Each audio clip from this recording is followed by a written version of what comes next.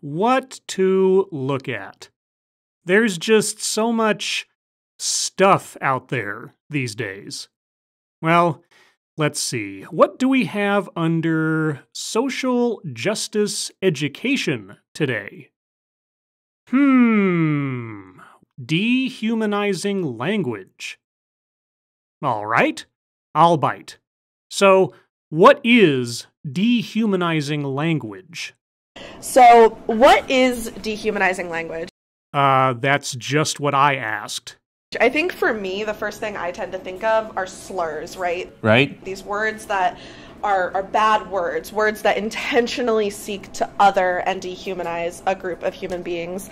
This could be based on race, nationality, religion, sex, sexual orientation, all those different types of biological and social diversity that we see. So, you know, when I was called a dyke in middle school, that was intentional. That was someone trying to hurt me for being other. And then now when I'm called a fag on the street, it's the same kind of thing. It's intentionally using words to hurt people and to show them as other from whatever the dominant group or the dominant class is. Yes, name calling. I learned all about this in kindergarten.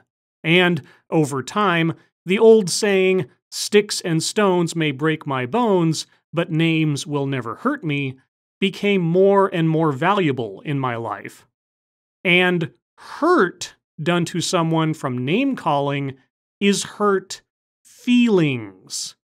And hurt feelings are a choice made by the person being mocked or insulted.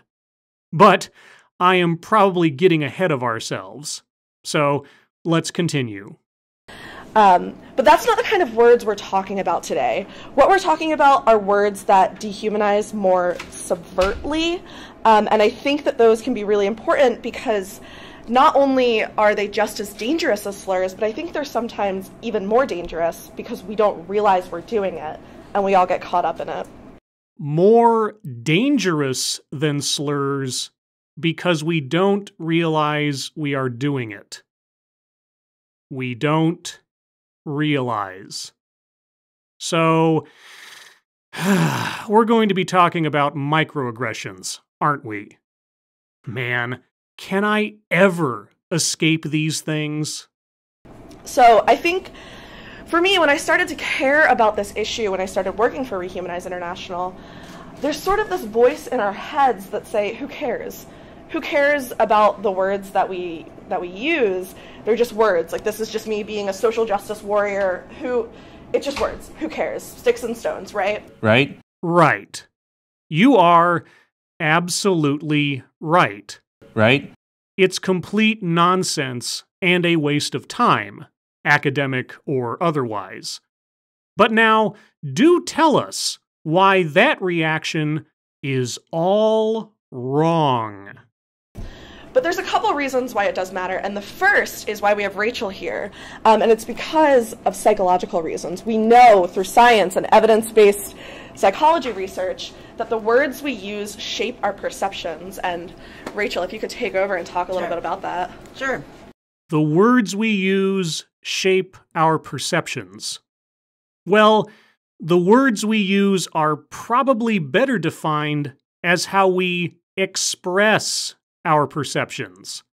Because, you know, they are words. They are thoughts made manifest. But, okay, let's see how our elder academic tries to convince me that words cause psychic damage. Well, I remember when I was at a planetarium, and they were saying, oh, these stars, they were in a desperate attempt to survive. And I'm sitting here thinking stars are inanimate objects. And there were these battles, and this one star was cannibalizing another, and all this. And I sat there thinking, okay, why why is it that we're talking about destruction when it's actually created? They actually said that a ray of the sun, which was marvelously dramatic and, it's like fireworks, it looked great, they referred to it as being violent. I mean, a ray of the sun, which we would not be able to survive if it didn't exist. It is nourishing. It is absolutely the absolute opposite of destructive.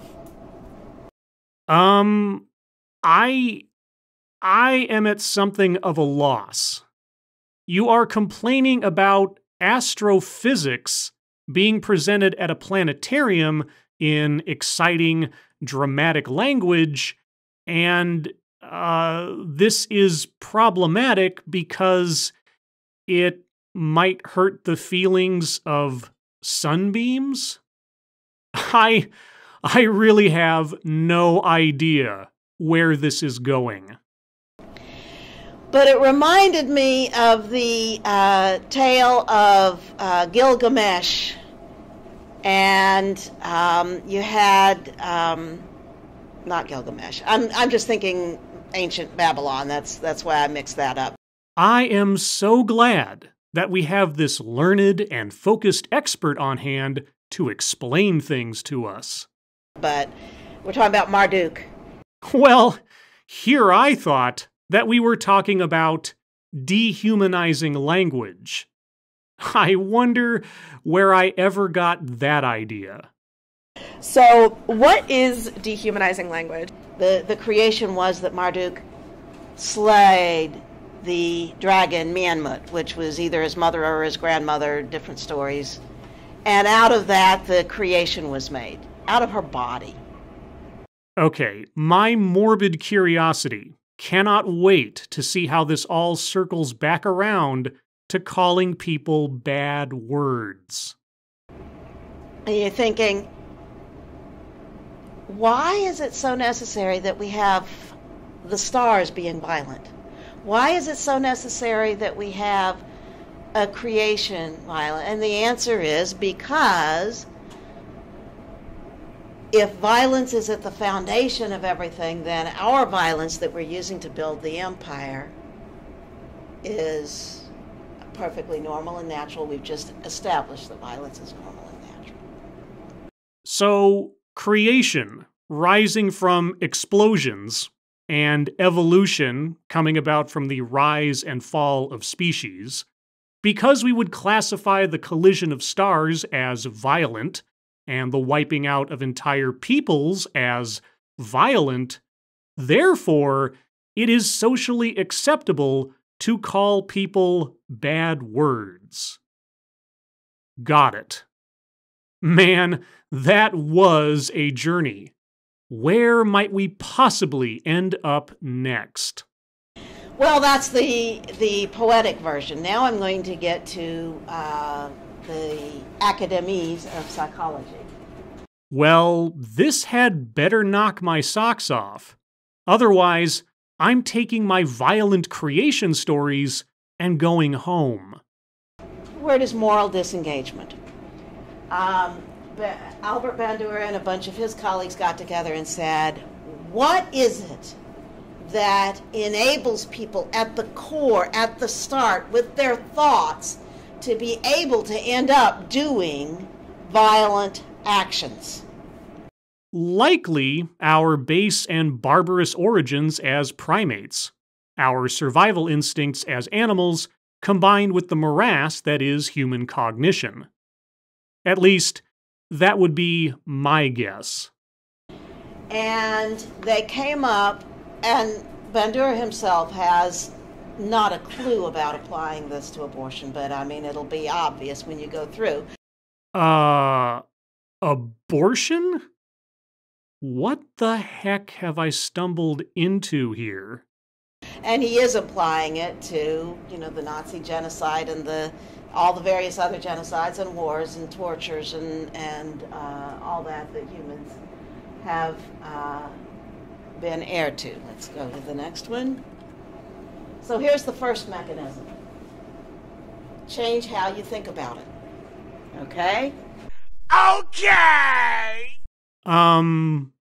Change how I think about what? Abortion?